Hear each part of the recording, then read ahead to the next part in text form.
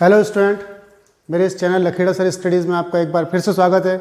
हम लोग पिछली वीडियोस में एनिलीन की कुछ रिएक्शंस पढ़ रहे थे। आइए इसी को हम आगे बढ़ाते हैं। तो आज की हमारे पास एक बहुत ही इंपॉर्टेंट क्वेश्चन है, बहुत ही इंपॉर्टेंट रिएक्शन है, और वो है हमारे पास व्हाट इज़ डाईएजुनियम सॉल्ट। तो डाईएजुनियम सॉल्ट क्या होता है, पहले मैं इसको रिएक्शन से बताता हूँ और फिर हम डेफिनेशन की बात करते हैं जो मैंने लिख रखी है।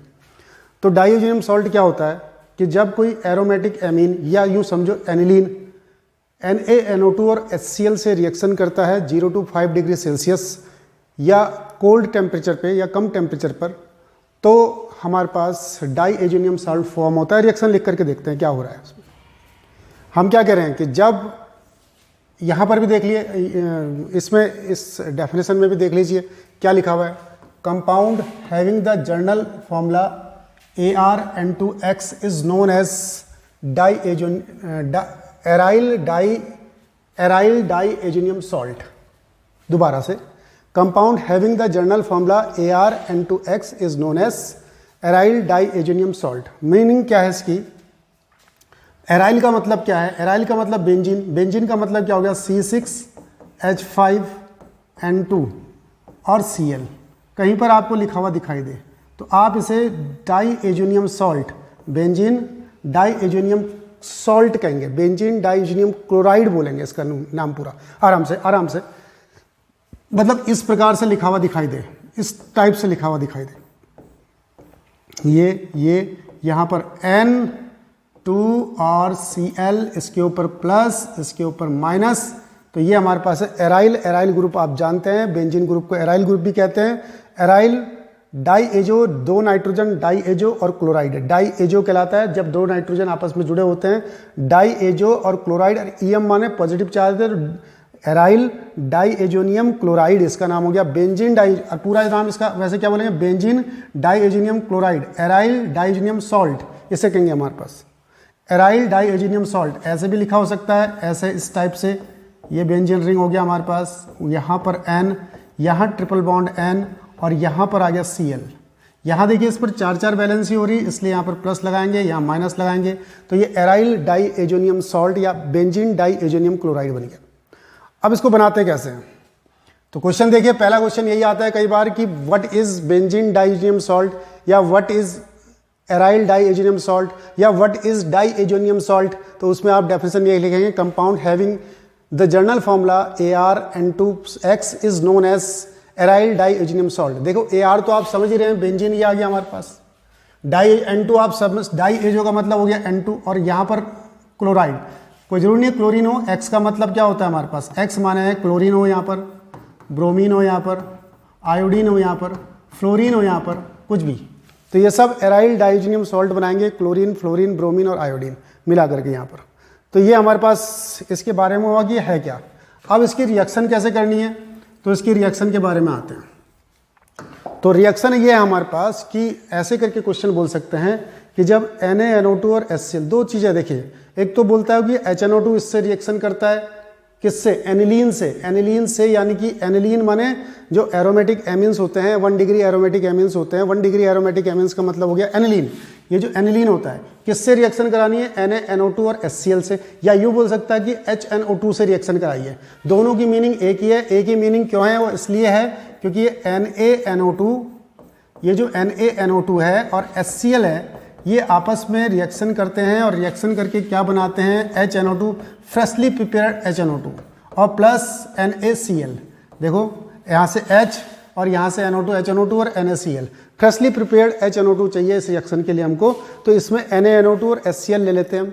अब ये HNO2 रिएक्शन करेगा हमारे पास, किसके साथ रिएक्शन करेगा? तो ये हमारे पास एनिलीन हो गई, ये आ गई हमारे पास एनिलीन। एनिलीन को हमने ये दिखाया, तो एनिलीन पर किसकी रिएक्शन करनी है? इस पर हमने रिएक्शन करनी है HNO2। HNO2 के साथ साथ किसकी रिएक्शन करनी है? रिएक्शन करनी है हमने HCl। तो HCl के लिए परेशान नहीं होना है कि यहाँ कहीं HCl तो है नहीं, तो यह है बहुत मात्रा में पड़ा हुआ है। तो HCl इस पर हमने यहाँ रिएक्शन कराई। टेम्परेचर लेना है 0 से 5 डिग्री सेल्सियस। जरूरी है कि इस टेम्परेचर को कोल्ड टेम्परेचर पर कराएंगे, ठंडे पर कराएंगे, तभी हमारे को एराइल डाईएजुनियम सॉल्ट मिलेगा, या बेंजीन डाईएजुनियम सॉल्ट बनेगा, या डाईएजुनियम सॉल्ट बनेगा। तो डाइएजोनियम सॉल्ट बनेगा रिएक्शन करने पर। इस प्रकार से रिएक्शन हुई हमारे पास, ये बेंजीन आया हमारे पास, डाइएजोनियम, डाइएजो, बार बार कह रहा हूँ डाइएजो का मतलब आप 2 नाइट्रोजन ले लो और Cl, इसके ऊपर प्लस लगा दिया, इसके ऊपर माइनस लगा दिया, ये डाइएजोनियम क्लोराइड बन गया। और बेंजीन है तो इसका नाम हो गया बेंजीन डाइएजोनियम क्लोराइड, तो इसका नाम हो गया benzene diazonium chloride, benzene diazonium और क्लोराइड, और प्लस 2H2O, ये आगे की रिएक्शन हो गई हमारे पास। तो ये बेंजीन डाइएजोनियम क्लोराइड बन गया हमारे पास। अगर ये टेम्परेचर ज़्यादा होगा, ध्यान करना मेरी बात को, अगर ये टेम्परेचर बढ़ा देंगे, बहुत ज़्यादा टेम्परेचर कर देंगे, 10-15 या रूम टेम्परेचर के आसपास की हम बात कर देंगे, तो वहाँ पर इस रिएक्शन के साथ भी गड़बड़ होनी शुरू हो जाएगी अगर ज़्यादा टेम्परेचर पर करेंगे। ज़्यादा अच्छी ये रिएक्शन होगी हमारे पास कम टेम्परेचर पर, 0 से 5 डिग्री सेल्सियस पर बहुत अच्छी होगी और ये बनेगा। अगर अधिक टेम्परेचर कर दिया जाएगा तो इसका क्या हो जाएगा, तो ये वाटर ये जो बन रहा, ये इससे रिएक्शन कर जाएगा OH, और यहाँ से N2 निकाल देगा, N2 निकाल देगा, यहाँ से ये इसके साथ आएगा Cl निकाल देगा, और OH यहाँ आ जाएगा, यानी कि फिनॉल बन जाएगा, फिनॉल बन जाएगा।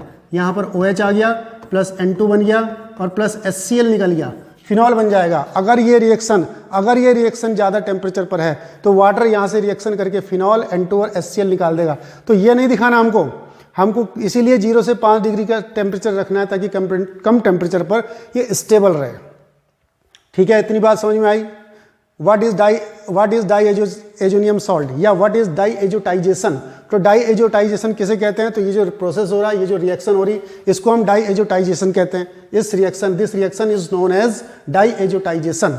और डाइएजोनियम सॉल्ट क्या है, तो डाइएजोनियम सॉल्ट इसी को कहते हैं जो बना हमारे पास, डाइएजोनियम सॉल्ट, एराइल ArN2X, इसको डाइएजोनियम सॉल्ट बोलते हैं। तो ठीक है, रिएक्शन क्लियर। ये व्हाट इज डाइएजोनियम सॉल्ट। अब इसी क्वेश्चन को हम थोड़ा सा आगे लें, यदि तो आगे अगर जो मैं इस क्वेश्चन को लूँ तो क्वेश्चन ये हो रहा है हमारे पास, इसी क्वेश्चन के अंदर हम बात करें आगे कि अगर मैं इसी रिएक्शन को ये जो रिएक्शन हमारे पास हो रही है, इसी रिएक्शन को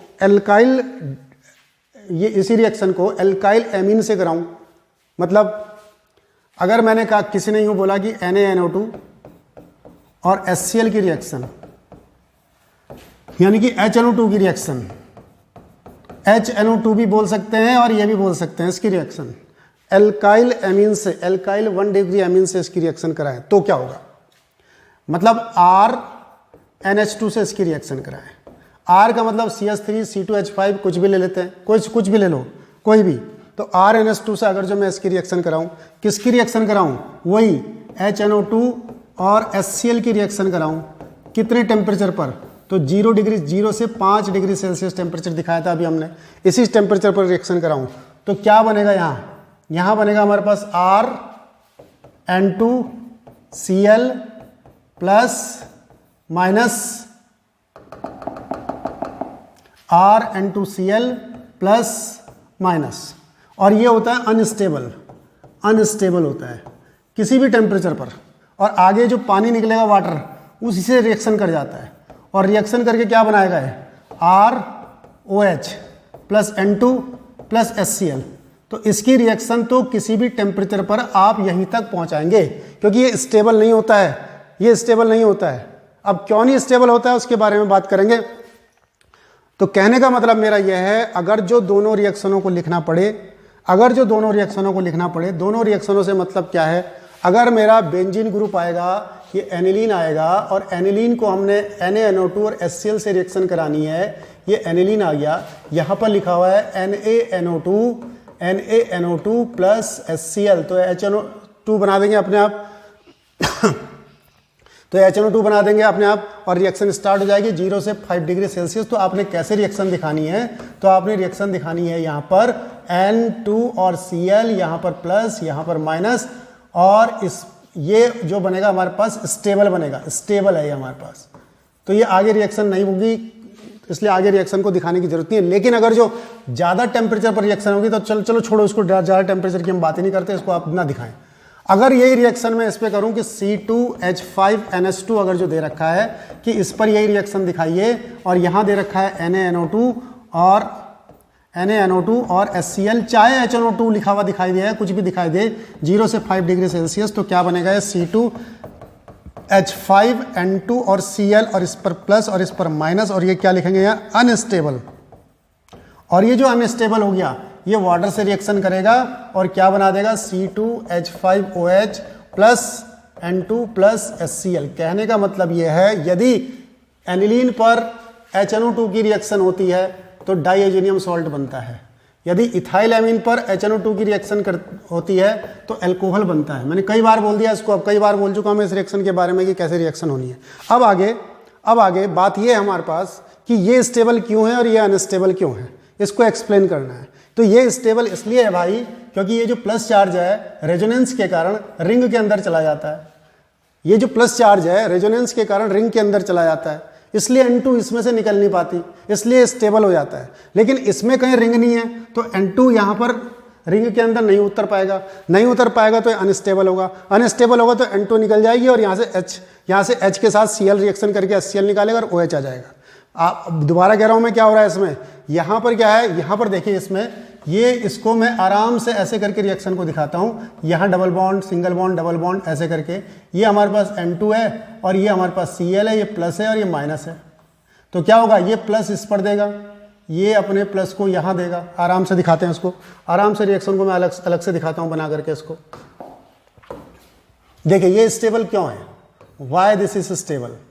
ये N ट्रिपल बॉन्ड N और Cl इस पर प्लस इस पर माइनस, तो ये क्या करेगा, ये अपने इलेक्ट्रॉनों को इसको देगा, ठीक है। तो यहां पर डबल बॉन्ड हो जाएगा और ये बॉन्ड टूट जाएगा, इसकी तरफ को शिफ्ट हो जाएगा। तो देखो रेजोनेंस किस टाइप से हुआ आपको, देखो ये स्ट्रक्चर इस टाइप से हो गया, ये स्ट्रक्चर यहां से ये बॉन्ड टूट गया, कहाँ है डबल बॉन्ड, यहाँ N और यहाँ डबल बॉन्ड N, और Cl को अलग से कर सकते हैं हम, Cl यहाँ से चला जाएगा तो ये Cl माइनस हो जाएगा इस पर, Cl तो सॉल्यूशन में आ जाएगा इसमें।